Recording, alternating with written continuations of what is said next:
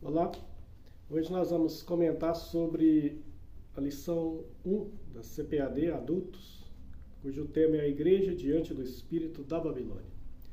Eu sou o pastor Júber Donizete, pastor auxiliar na Igreja Assembleia de Deus, Missão aos Pobres em Uberlândia e editor do blog Cristianismo Radical, que vai estar disponível aí também no vídeo para você ver. Ajude a gente a divulgar esse canal. Dê o seu gostei, o seu joinha, compartilhe, se inscreva no canal e você vai estar colaborando na divulgação do mesmo. Bom, esse tema que foi colocado, que vai estar sendo falado durante esse trimestre, a Igreja de Cristo e o Império do Mal. Isso no trimestre todo vai estar falando sobre isso. Como viver nesse mundo dominado pelo espírito da Babilônia. E aí, logo na lição 1, já tem essa temática, a igreja diante do espírito da Babilônia. Então, a primeira pergunta que se faz é o que seria essa Babilônia, então, de Apocalipse, capítulo 17, porque a lição, o texto bíblico base da lição está em Apocalipse, capítulo 17, versículo 1 a 6, que diz assim: E veio um dos 7 anjos que tinha 7 taças e falou comigo dizendo: Vem, mostrar-te-ei a condenação da grande prostituta que está sentada sobre muitas águas, com a qual se prostituíram os reis da terra, e os que habitavam na terra e embebedaram com o vinho da sua prostituição. E ele levou-me em espírito a um deserto, e vi uma mulher sentada sobre uma besta de cor escarlate, que estava cheia de nomes de blasfêmia, e tinha 7 cabeças e 10 chifres. E a mulher estava vestida de púrpura e de escarlata, adornada com ouro e pedras preciosas e pérolas, e tinha na mão um cálice de ouro, cheio das abominações e da imundície da sua prostituição.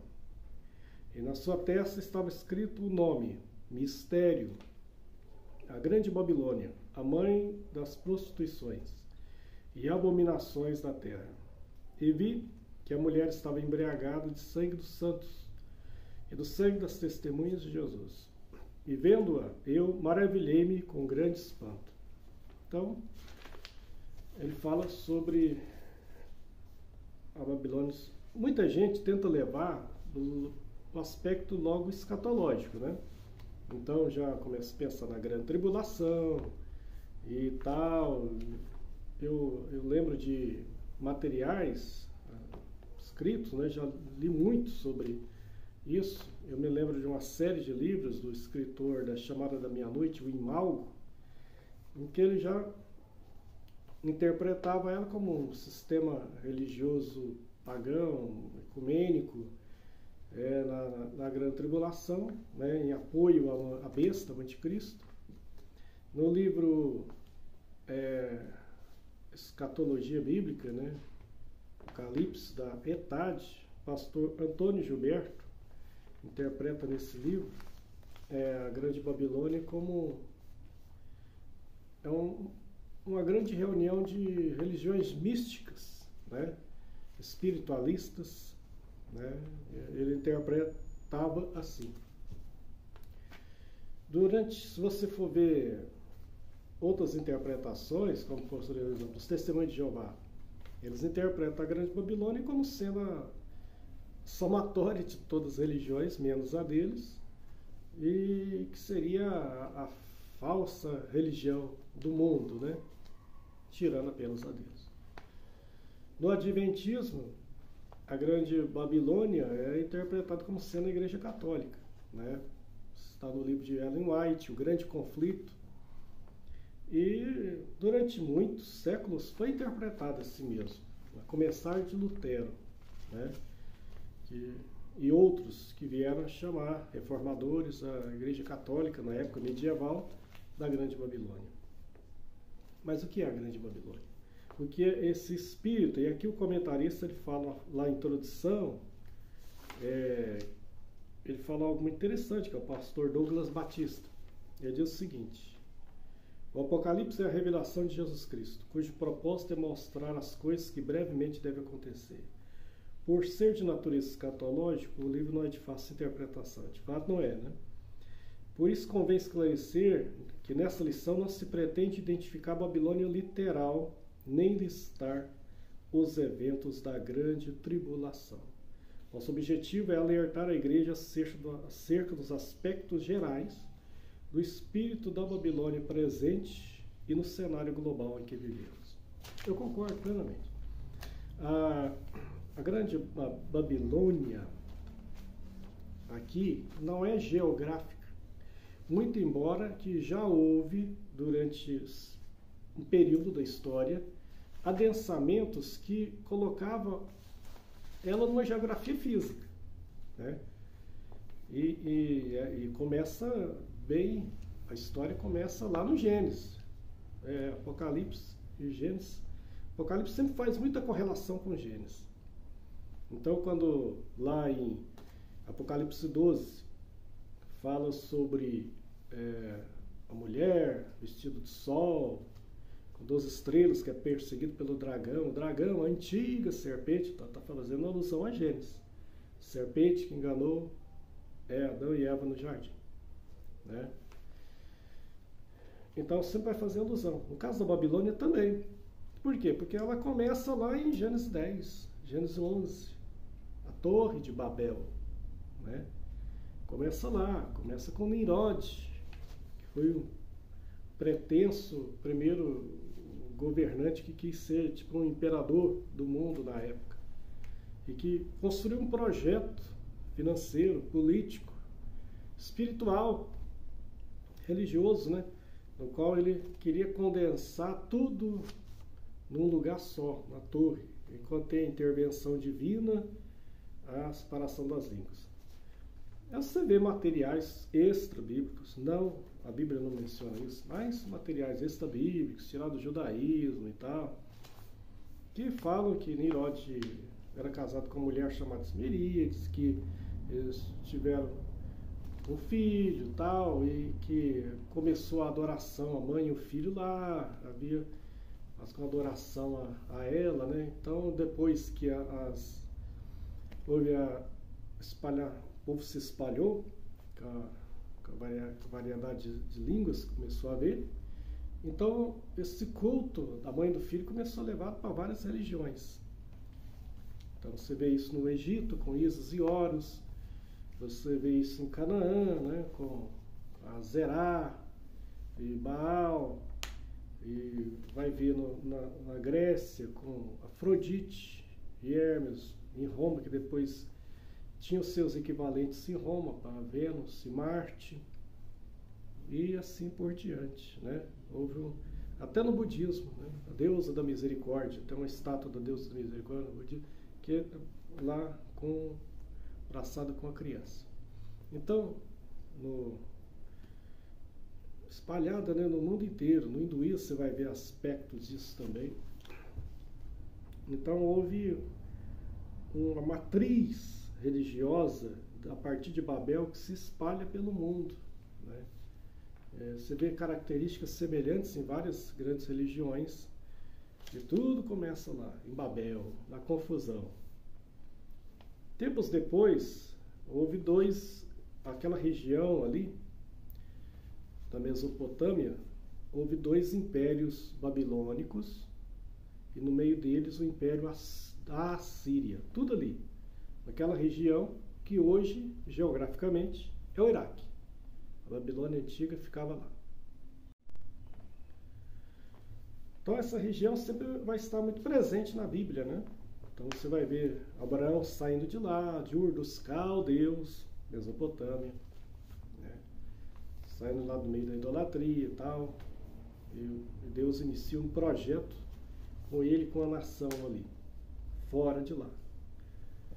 E tempos depois, séculos depois, a gente vai ver já a Assíria dominando as 10 tribos de Israel do norte, e depois Nabucodonosor com a Babilônia dominando o rei de Judá, destruindo o templo de Salomão, levando cativos os judeus para a Babilônia.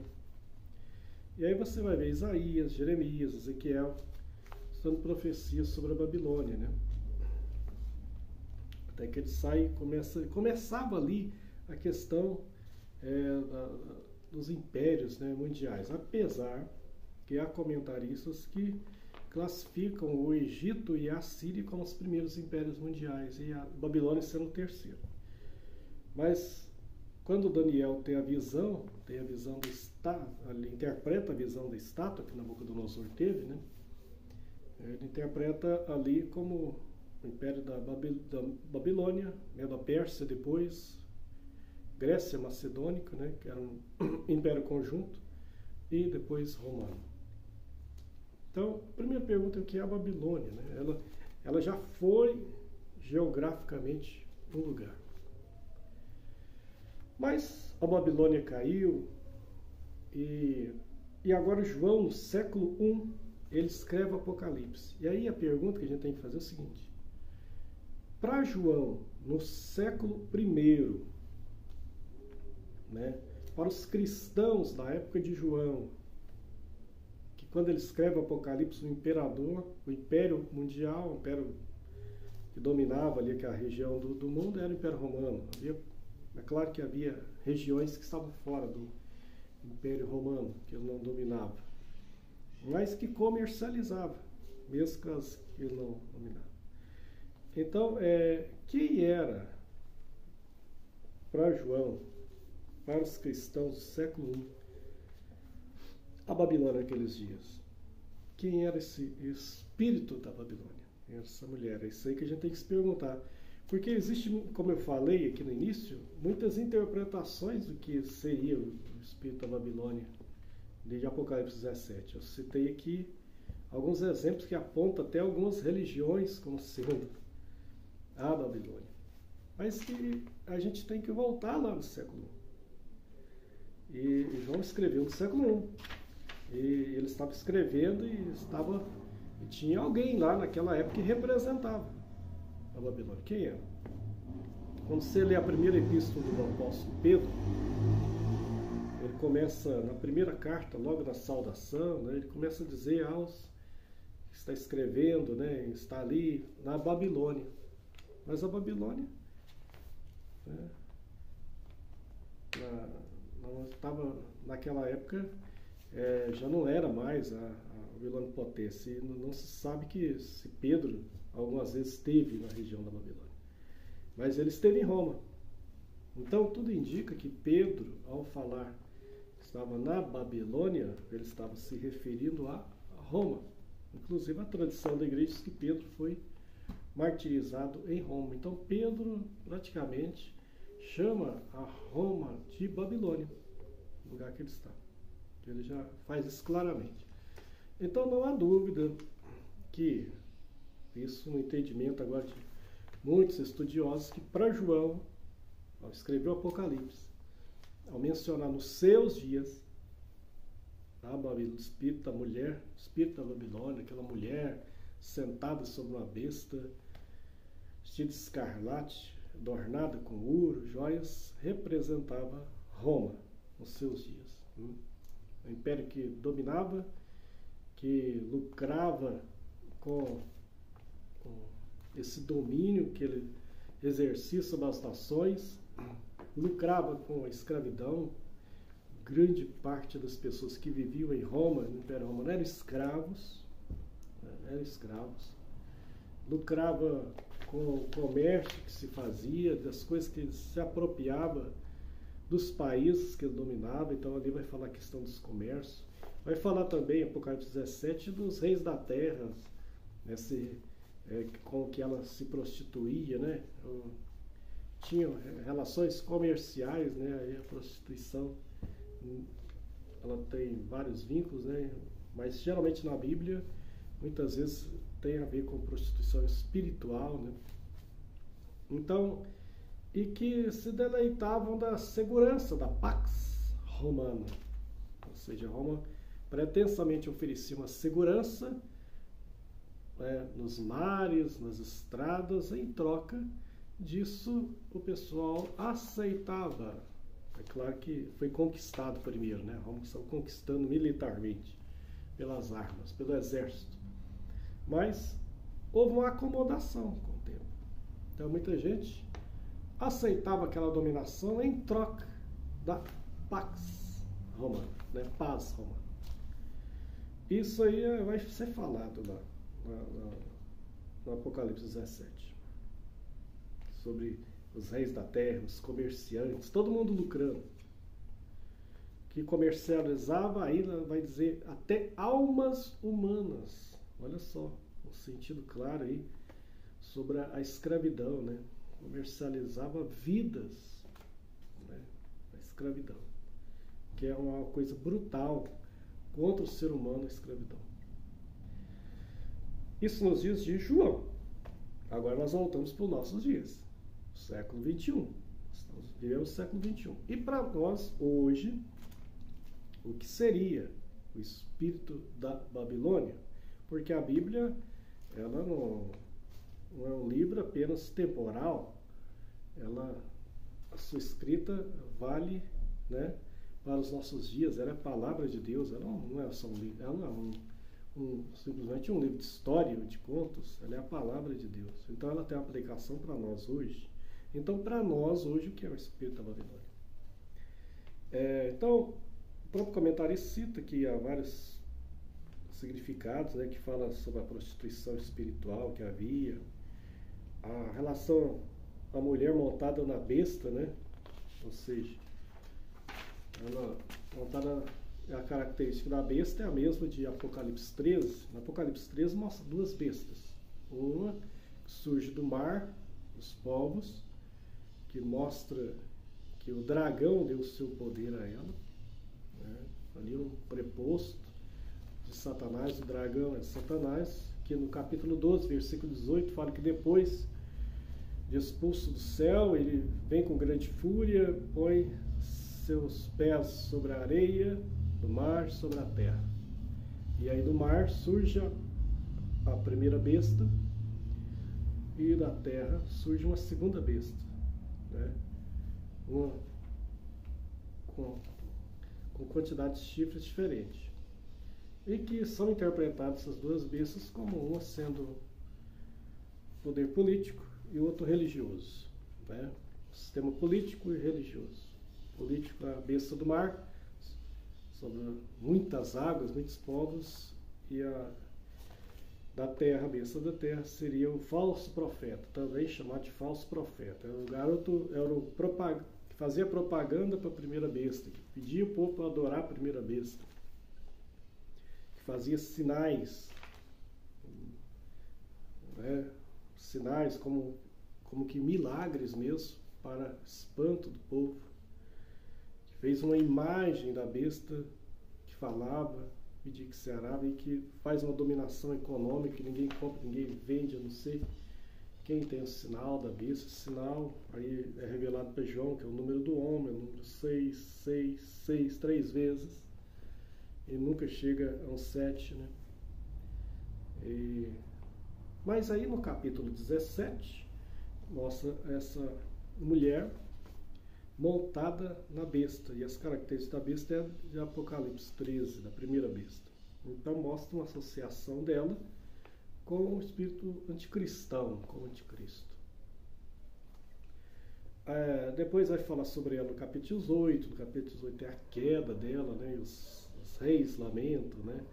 Os governantes políticos, os comerciantes lamentam, né? Aqueles que desfrutavam, né, do que ela oferecia. E ele falou: mistério, o mistério, a grande Babilônia. Então ela era mentora de uma rebelião contra Deus, a depravação da sociedade. Ela é responsável pelo assassinato dos santos, dos testemunhos de Jesus. Ou seja, ela faz oposição ao povo de Deus, o espírito da Babilônia.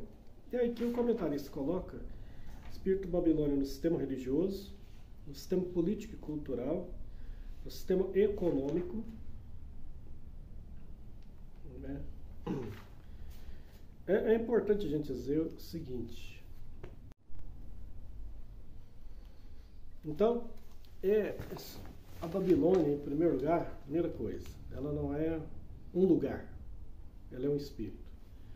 Ela já teve adensamentos geográficos, mas hoje ela é um espírito global, no mundo inteiro, que influencia determinadas coisas contra a vontade de Deus. E que ela está misturada com o poder político, com o poder religioso e econômico. Sim, está ali junto. E a gente sempre tenta pensar na Babilônia, o espírito da Babilônia, como algo externo ao nosso convívio, externo a nós, né? Então você pensa em religiões que você considera como falsa e tal, você pensa sempre para fora. Mas a gente tem que interpretar a Bíblia de uma forma assim, olhando como Jesus a interpretava. E olhando texto e contexto. O Apocalipse começa no capítulo 1, com João exilado por Roma, pelo imperador da época, Domiciano, porque os cristãos estavam sendo perseguidos desde a época de Nero. Houve uma parada, depois continua. Por que eles eram perseguidos? Né? Porque eles não adoravam o culto ao imperador. Né? Eles não diziam César é Senhor. Os cristãos diziam, não, Jesus Cristo é Senhor. E por isso iam para as arenas.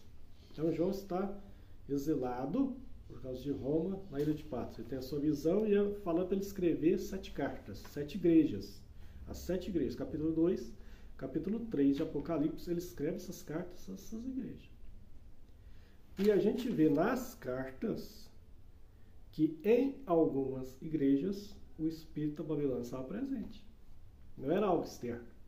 Em algumas estava tão presente que Jesus chega a dizer que estava fora de algumas igrejas. Falou isso que estou de fora e bato. Em algumas, ele chega a dizer que elas estavam seguindo um caminho totalmente errôneo. Estavam seguindo o caminho de Balaão, estavam seguindo o caminho dos nicolaítas, estavam seguindo o caminho de Jezabel. Então, mostra lá. Falou que em algumas delas tinha sinagoga de Satanás. Então, a gente sempre pensa na questão externa e esquece de olhar para a questão interna.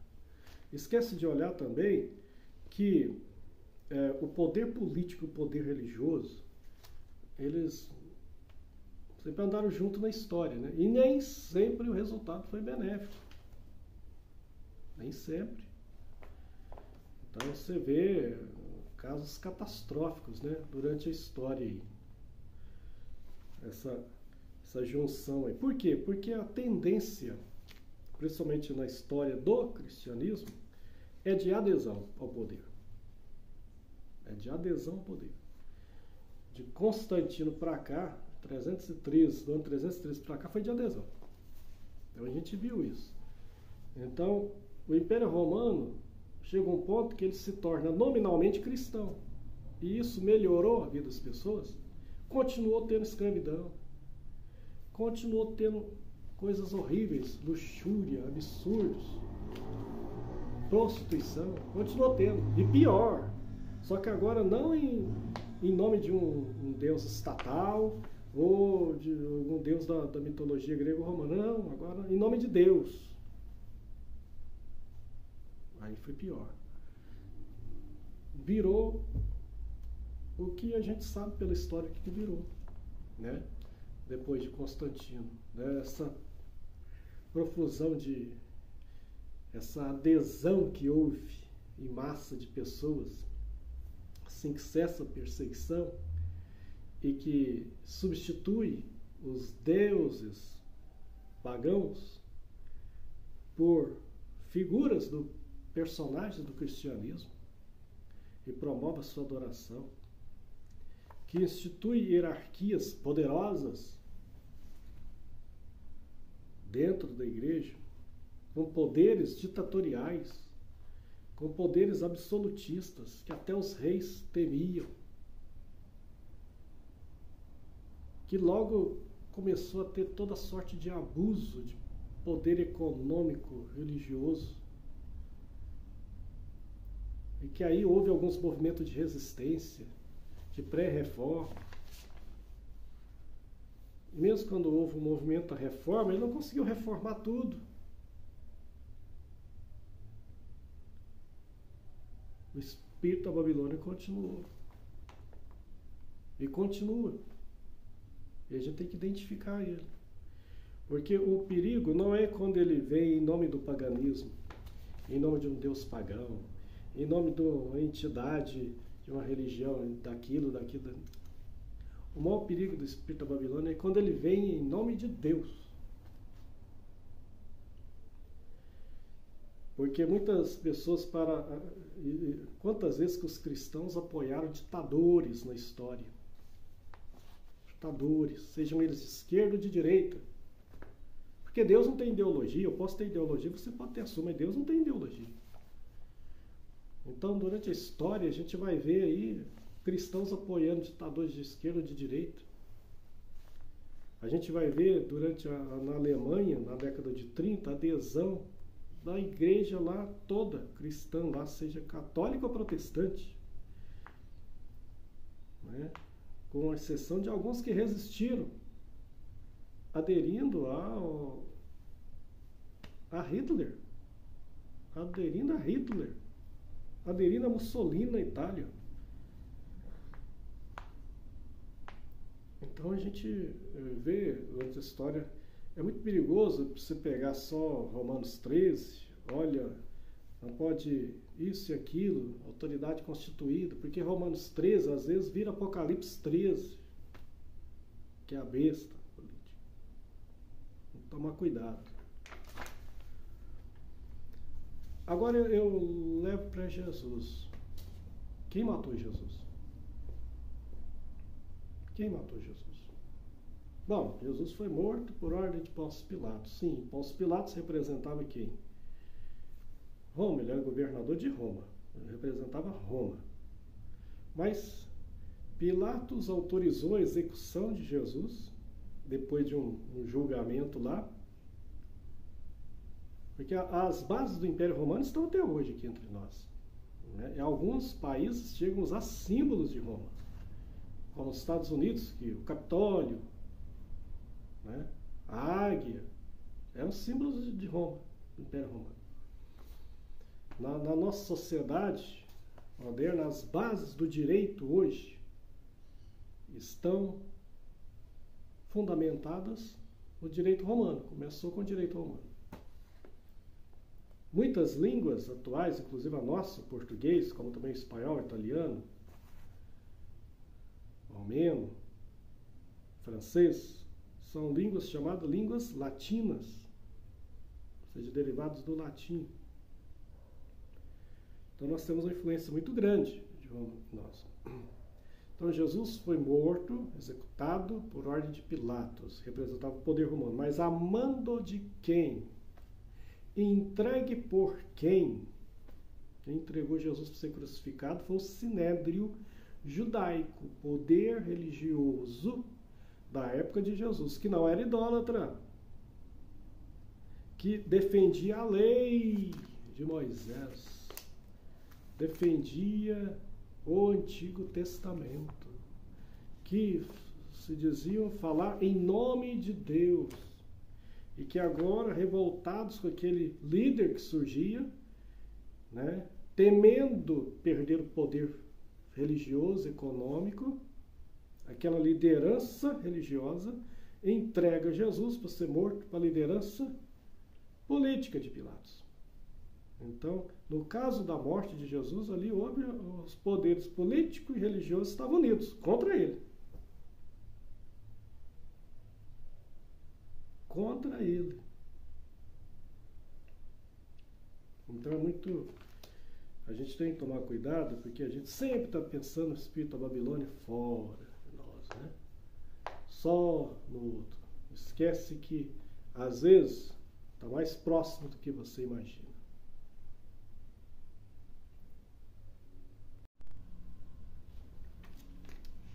Para a gente fechar, concluir, o comentarista diz que a posição da igreja diante do espírito da Babilônia tem que ser de não negociar a ortodoxia bíblica. Sim, realmente. Não.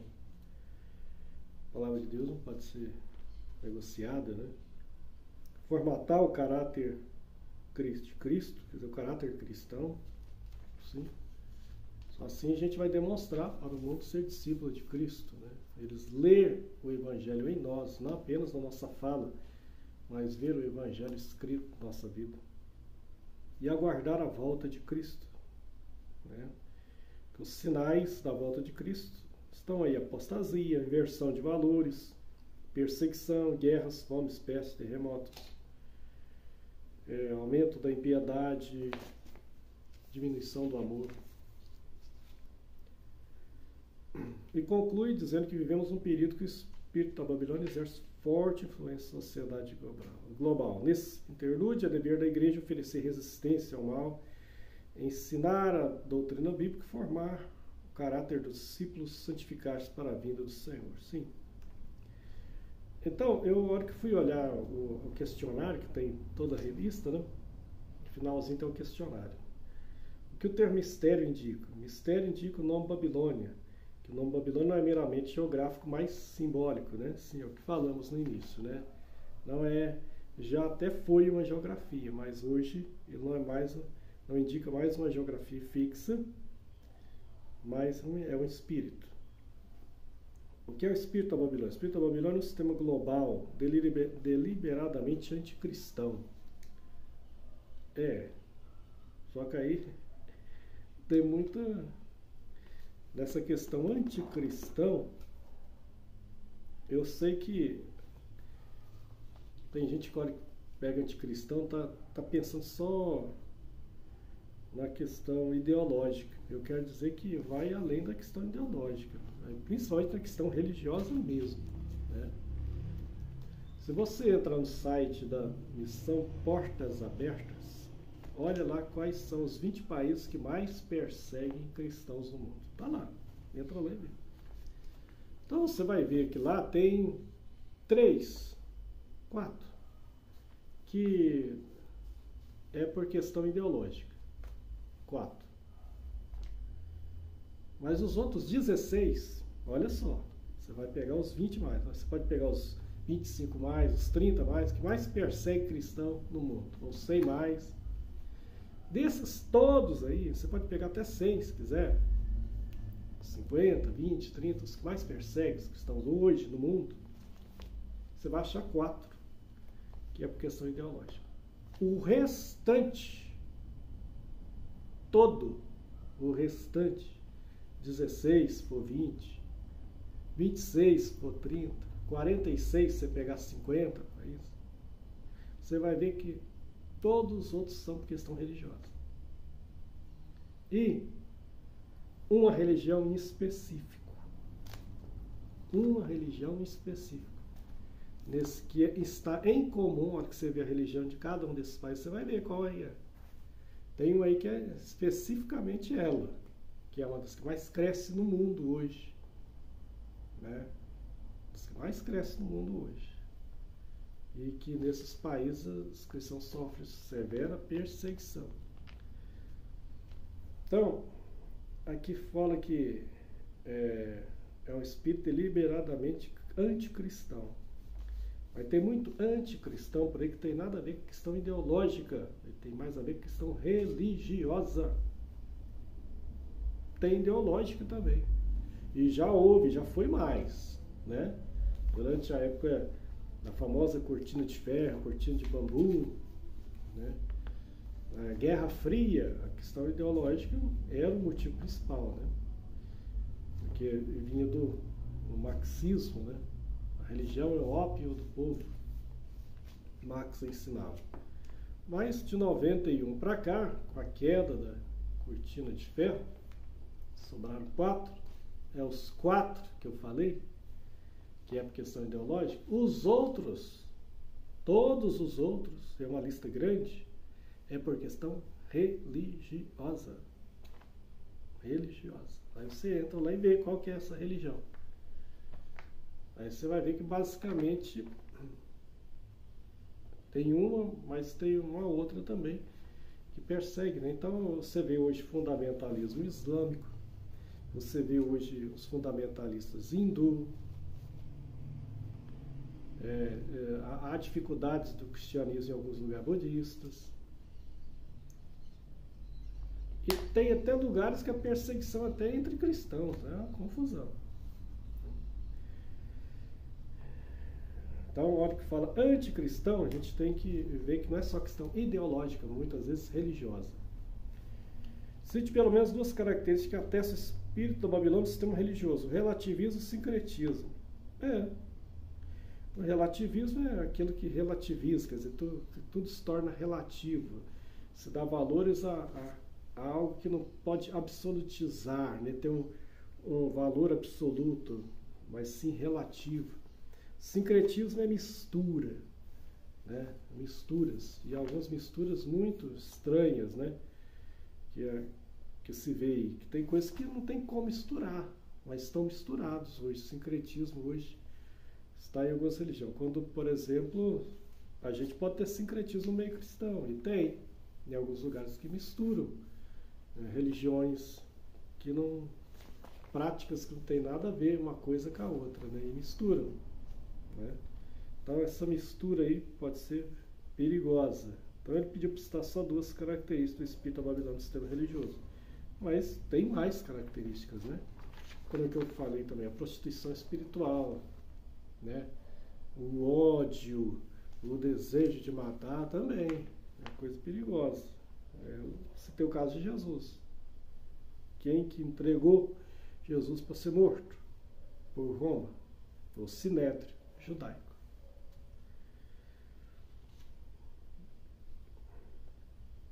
Aí ele cita assim, pelo menos duas características que atestam o espírito do Babilônia no sistema político e cultural. Ele citou o patrulhamento ideológico e o politicamente correto, mas essa é a opinião dele, né?